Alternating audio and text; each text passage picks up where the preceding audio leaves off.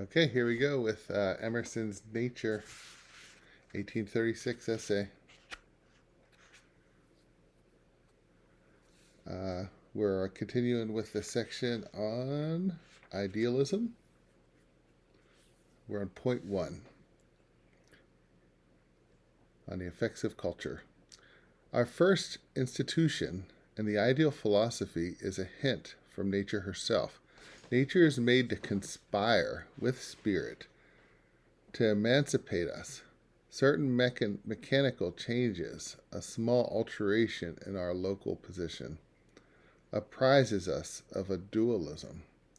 We are strangely affected by seeing the shore from the moving ship, from a balloon, on through the tints of an unusual sky. The least change in our point of view gives the whole world a pictorial air.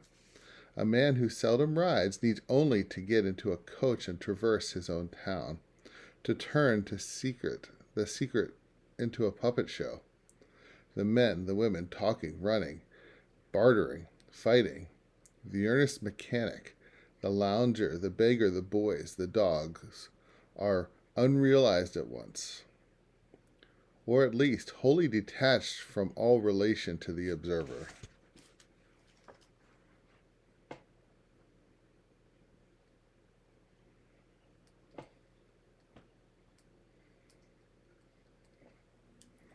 And seen as apparent, not substantial things. So that's an interesting thing, because that's like the scientific objective, right? You want to be an objective, an impersonal viewer,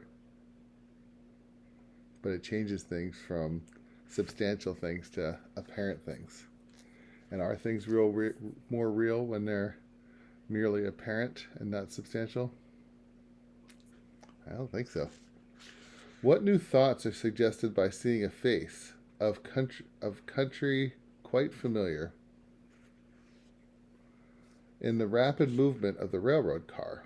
Nay, the most wanted objects make a very slight change in the point of vision, please us most.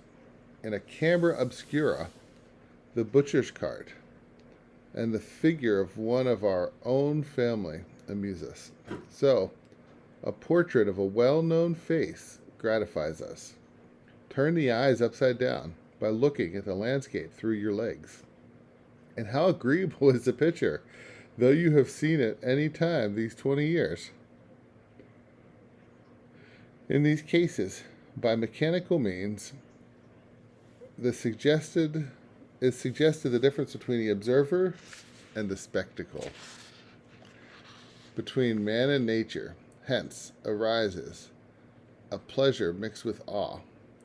I may say a low degree of the sublime is felt, from the fact, probably, that man is hereby apprised that whilst the world is a spectacle, something himself is stable. Okay, next section is a little longer. We'll go right into it. 2. In a higher manner, the poet communicates the same pleasure.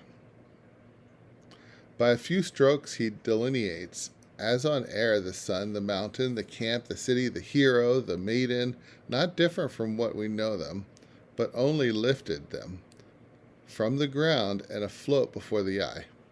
He unfixes the land and the sea, makes them revolve around the axis of his primary thought, and disposes them anew. Possessed himself by a heroic passion, he uses matter as symbols of it. The sensual man conforms thoughts to things. The poet conforms things to his thoughts.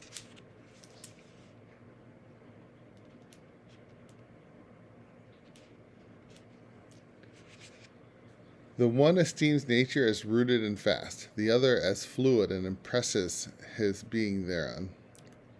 To him the refractory world is ductile and flexible.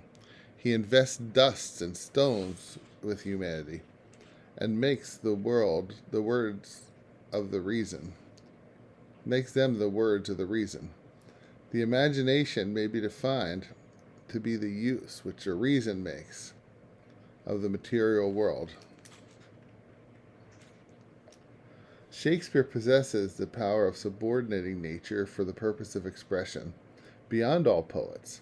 His imperial muse tosses the creation like a bauble from hand to hand, and uses it to embody any caprice of thought that is uppermost in his mind. The remotest spaces of nature are visited, and the farthest sundered things are brought together by subtle spiritual connection. We are made aware that magnitude of material things is relative, and all objects shrink and expand to serve the passion of the poet. Thus, in his sonnets, the lay of birds, the scents and dyes of flowers, he finds to be shadow of his beloved time. Oh, of his beloved time, which he keeps her from him, is his chest. The suspicion she has awakened is her ornament.